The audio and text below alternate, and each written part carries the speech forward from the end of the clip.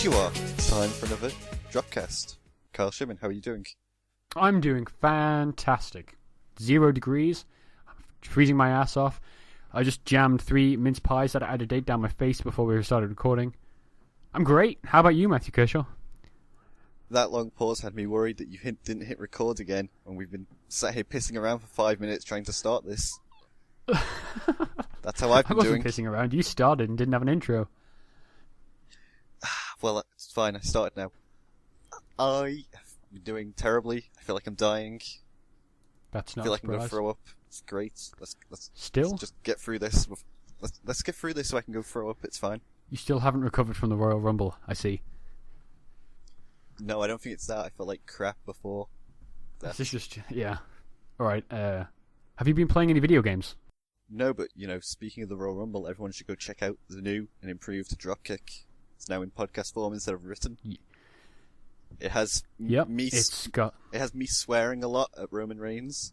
Everyone go check it out. Much like my Facebook chat at the time. Oh, don't remind me. A lot of swearing. A lot of Roman Reigns. A lot of other things. But yeah, the Dropkick. New and improved. Got flashbang noises. Everything the kids want. Yeah. Episodes 1 and 2 are up now. Go find that. They're linked on the site. They'll be linked on YouTube. Is it episodes 1 and 2 though? Because it's, just the Royal Rumble. Is it not 1 and 1.5? It's pre-show and post-show. It's 1 and... I don't think the Royal Rumble deserves a single episode, never mind 2, but That's a good point. They are currently up as 1 and 2. Right, to answer your early question, I've been playing nothing other than GTA with you occasionally on Xbox.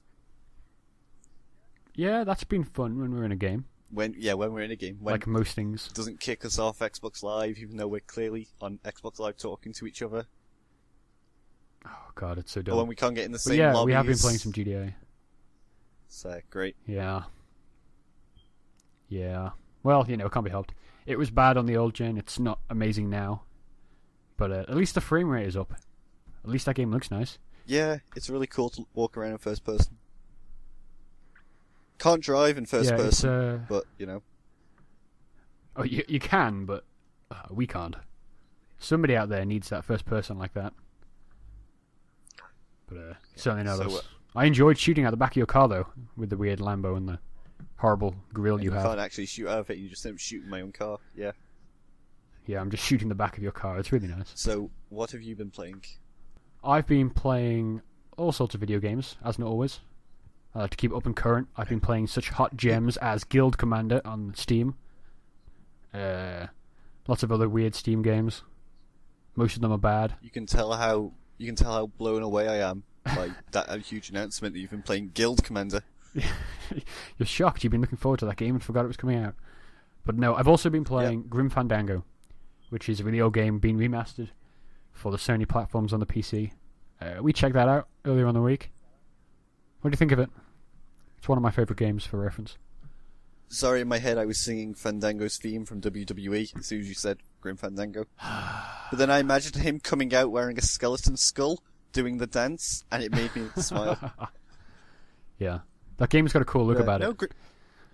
Grim Fandango was good. Like, before we recorded, I said, I've no nostalgia for this game, I never played it, kind of looks like shit. And then we actually started, you showed me it, and it looked kind of cool. It looked very creepy. It, at some points, in the diner. Yeah, that was weird. I forgot about that entire scene. I think I must have wiped it from my mind as a kid, so as to not to get nightmares or anything. But I've started the review on that. I don't know when it'll be up exactly, but I was thinking about it. They could have remade that entire game, in a new engine and made it look beautiful or whatever. But I don't think it would have worked because, playing the game, I would recognize an environment, but then in my mind, it always looked this good.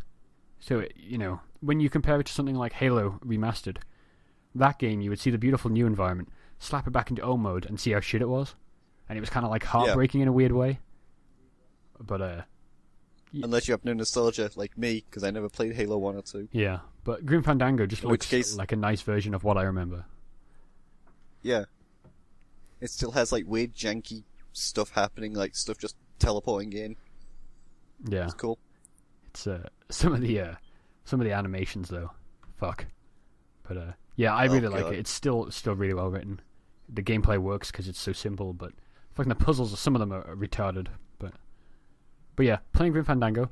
Also been playing some D4, which is free on Games for Gold, or was free on Games for Gold during January. And that game's pretty neat. We checked it out, but had some problems with the recording, so that will never be seen by the outside world. Awful artifacting, but the entire video was me trying to talk about weird cat girl and you stroking a man's face. Oh, yeah. That game is cool, though. I thought, like... I know it's only quick time events, but I thought the ones... They get pretty creative. Like, there's a fight scene on the plane later on, and you're just kind of, like, batting objects out of the air with different quick time events, so you're moving the sticks in the direction and stuff. Like, That's kind of cool. It's really well done. It's pretty neat. And that game is funny and weird. The way you can, like, highlight objects and just, like, find out the flavour of the bubblegum every single time there's bubblegum on screen. Like, why? But... Yeah, it was funky. Yeah, I'm still playing Peace Walker here and there. A little bit less now, just because I'm, like, 18 hours in and only just seen a Peace Walker, so I'm kind of a bit demoralised. I'm surprised you haven't just given up or just, like, decided to just stop and start writing fanfics about, like, Kinkajou. I probably should. I would get more from that. I'm still playing it, but only when I'm watching wrestling, which is usually like an hour a week, just for NXT. For NXT? Yeah. Yeah. Looking forward to watching that after this recording, because I haven't seen it yet, but... Yeah, it's going to be cool. But I have been playing, ever since WWE Immortals review ran, I've been playing some Marvel Contest of Champions, which is a very similar game on the iOS. It's like a fighting game. I've seen you play that in classes, yeah. Yeah, it's... I wanted to play it when I was doing the WWE review, because... Obviously, I'm not going to review a game if I haven't played any other games in the genre, so I went back and played that. I've already played some Injustice Gods Among Us, which was also NetherRealm. But that game's cool. Like, it's got a dumb story to it, which is more than Immortals has, because like Immortals sets it up at the beginning and then does nothing with it, whereas this game has got like actual dialogue between fights and stuff, like a fighting game story mode would have. And you can move in this game. You can dodge back and stuff. So I just enjoy the fighting a lot more. But does this game have Daniel Bryan continually yes chanting? No, and I think that's why it's a whole star better on our review scale. No, but I appreciated what they did with Daniel Bryan. He's perhaps the most hilarious thing about that game. It's pretty funny. It's the part where it's just Daniel Bryan. Like, no different. But, yeah, some news has happened since our last podcast. Do you want to jump into some of that? What? News? News? I'll send you some radio effects later. You can use them. Is this me talking about the skull? Yes, talk about your skull necrophiliac project thing. Hey, just because I like skulls does not mean I want to fuck them. Do you identify as an undead? Well, it's funny you mention that, because from Halloween a couple of years ago, I still have a glow-in-the-dark skeleton hanging on the back of my door. So if I wake up in the middle of the night, all I see is a skeleton skull glowing across my room. This is why you feel like shit. You can't sleep anymore. You're just petrified by this glowing face in the corner. Every time I close my eyes, it starts chattering. When I open it, it's not actually moving. But no, yeah, this news isn't relative to video games at all, but I think it's kind of cool. Apparently some fishermen off the coast of Japan found a skull with like a different jawbone to normal humans, dated around the age of that skull. Like, let's say it's like 40,000 years old or something. Yeah. It has a different jawline to other skulls that they found of humans from 40,000 years ago. So it could mean there was a different race of humans on the Earth at one point that have died out. So vampires, really basically. Interesting. Or werewolves. Vampires. Everyone go check out Nosgoth or Noshgath. Nosgoth. You got it right the first time. Nosgoth. Yeah. Right. Everyone go check out that gem. Just when furries were... See, this is the problem. Like, we're actually the second coming of civilization, because beforehand there was only furries, and that led to the apocalypse, so now we're discovering their skulls with, like, dog teeth. What is it with you and furries? You've been on furries, like, all day today. By all day, I mean, you've mentioned it, like, twice to me. Well, furries are on you, Either way. Yes, that's... This is why I don't write fan fictions. You know where they're going to end. But, yeah, do you want to crack on with the news? By dogs. I thought that was news. You were coming out as a furry. But alright, if you want to just, glance over that. No, you got to fight me for that one. But, yeah, let's break in with the Windows event that happened on a date I can't remember. Oh, no. Oh, we're gonna end up fighting now. We won't fight because you're wrong and you just need to admit it. But No, you're wrong. HoloLens is cool. yeah, it's cool. I don't disagree. But yeah, HoloLens is the future for when Apple get a hold of it and make their own version. possibly. But the shit they showed in that conference was so not a thing that you could buy. You can play Minecraft without turning on your laptop or computer or It costs you Xbox or £600. PlayStation or Windows Phone or Android phone or iPhone or tablets or Raspberry Yeah. Pi. It's the future. You can play something you can already play on a device that's going to cost you more than any of those did. Great. Yes. Great selling point. But Windows 10, aside from the HoloLens, which was the AR technology they demoed, or... You can alter reality. Did you see that woman drag the fuel tank of the bike up? It's so cool. You can 3D print. Did you see the really horrible interface that popped up when the guy wanted to 3D print it? No indication of where the interface came from. No, like...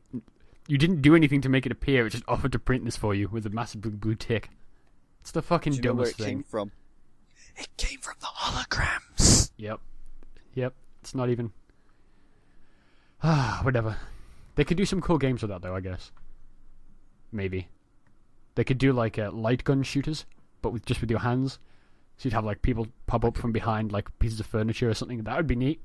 For once. That'd be cool. That'd be cool if it didn't cost loads. And vent heat down your face. Yeah. This is where it's going to end, isn't it? With Nintendo being purchased by Xbox. Because the Wii U is still a smouldering pile.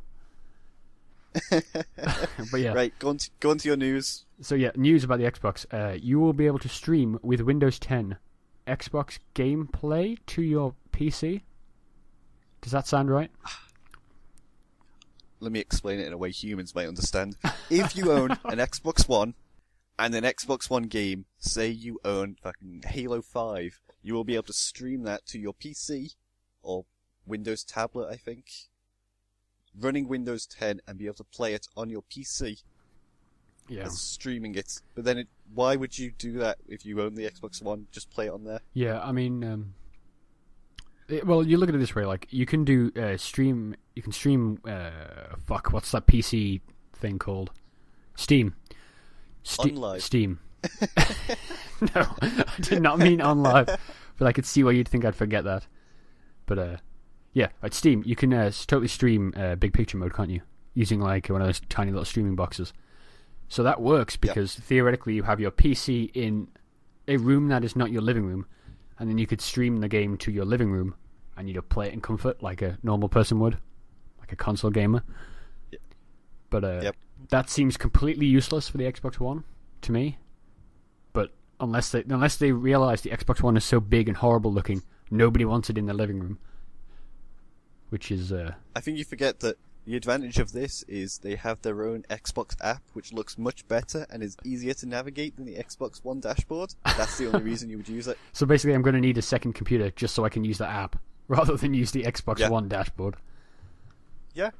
You can use party chats, you can talk to people who are using their Xbox Ones to play, and you can play on your PC. It seems pointless to me. What is the point? If you have a better monitor than you do your... I wonder if you had a family which had, like... Say the family had the Xbox One, but a kid had, like, a computer or something. And so the parents are watching TV, you could just, like, stream the game to your computer without having to do anything.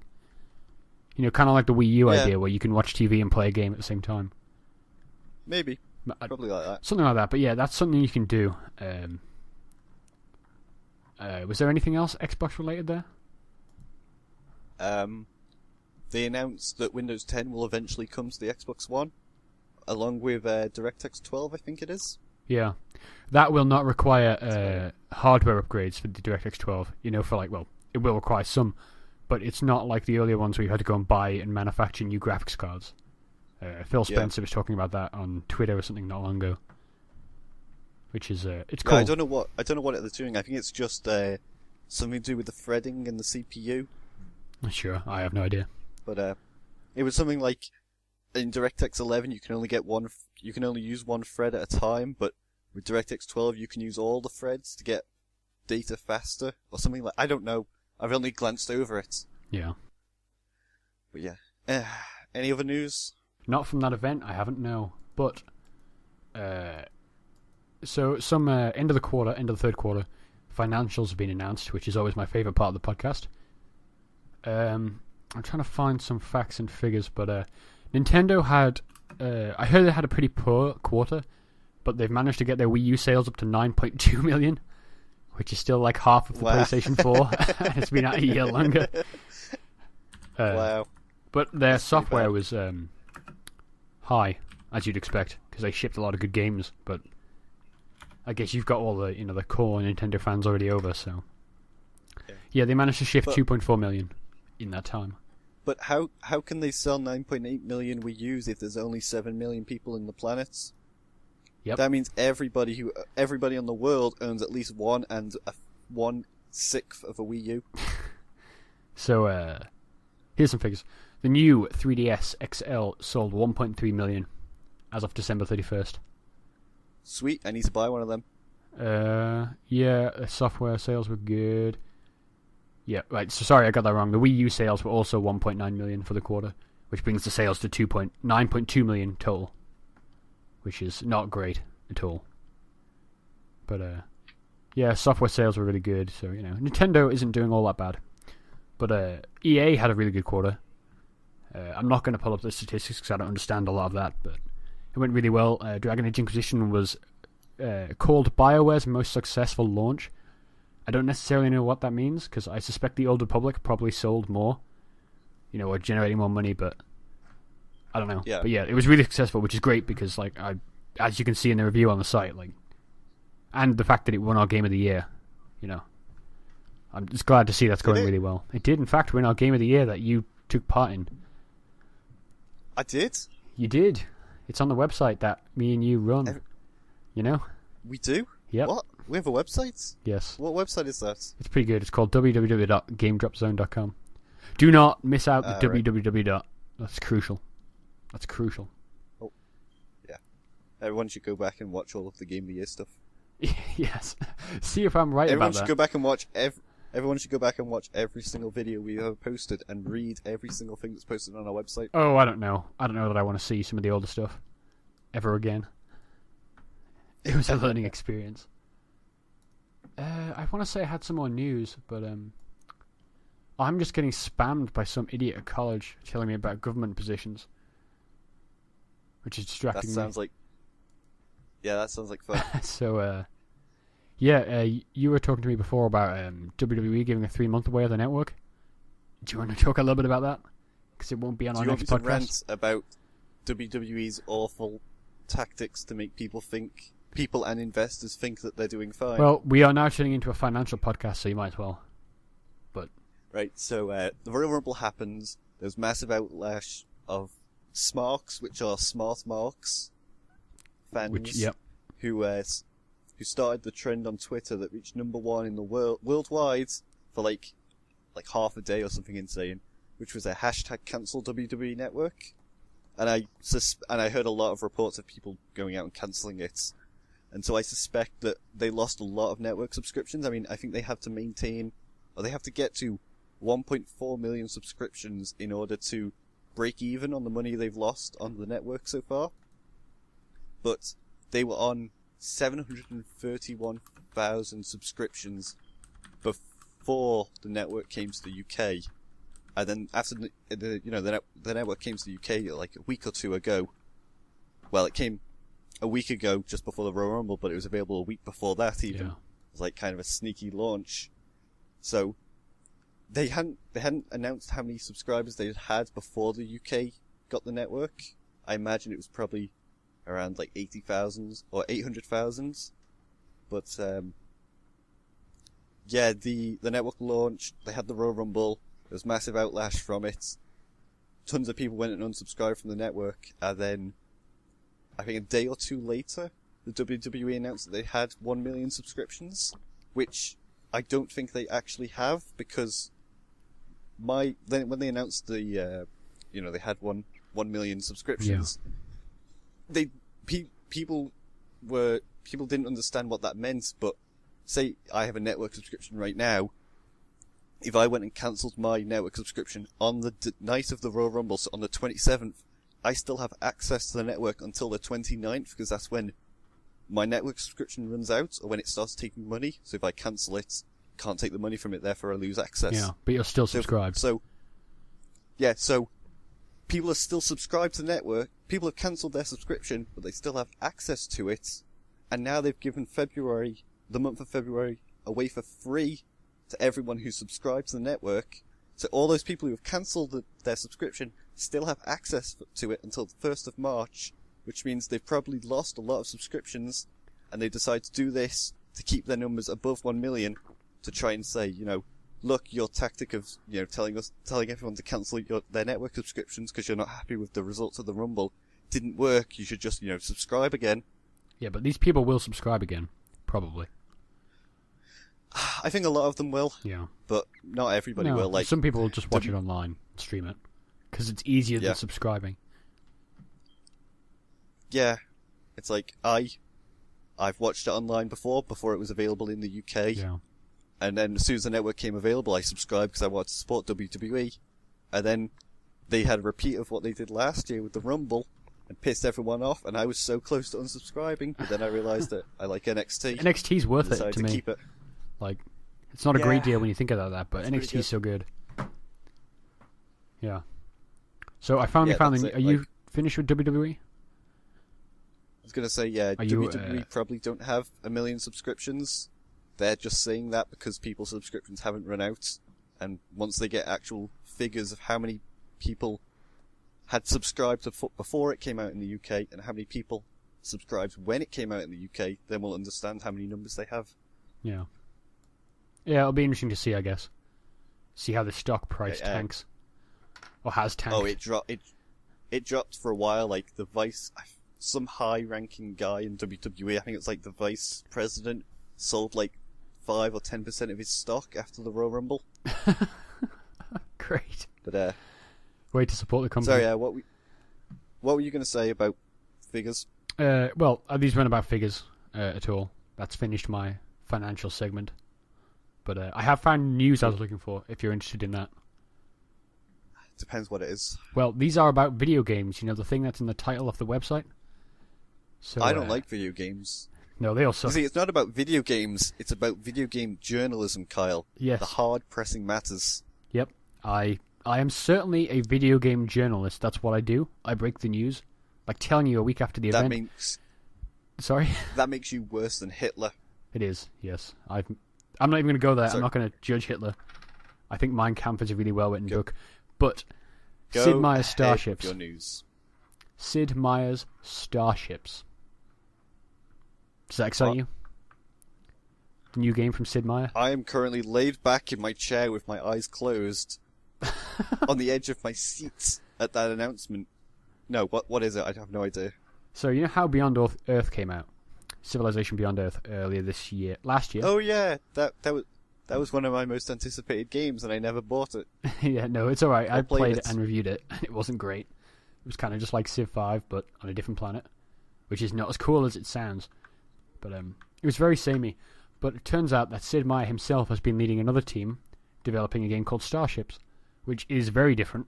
I think it's still hex-based, but it's very much about fleets.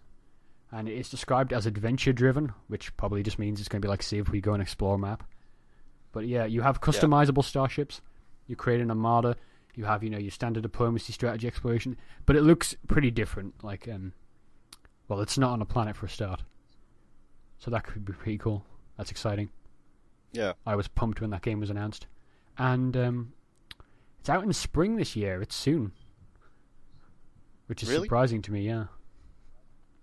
Have they announced have they shown any trailers or gameplay? Yeah, GameSpot had a lot of coverage. I think they've always been pretty close with Firaxis. I mean, they had a lot of XCOM stuff before that was announced, but I'm having problems with GameSpot today. It refuses to load the CSS page for it, so everything's just blue hyperlinks going down a page off white. Oh. So I can't even begin great. to dig out these sources for you, but yeah.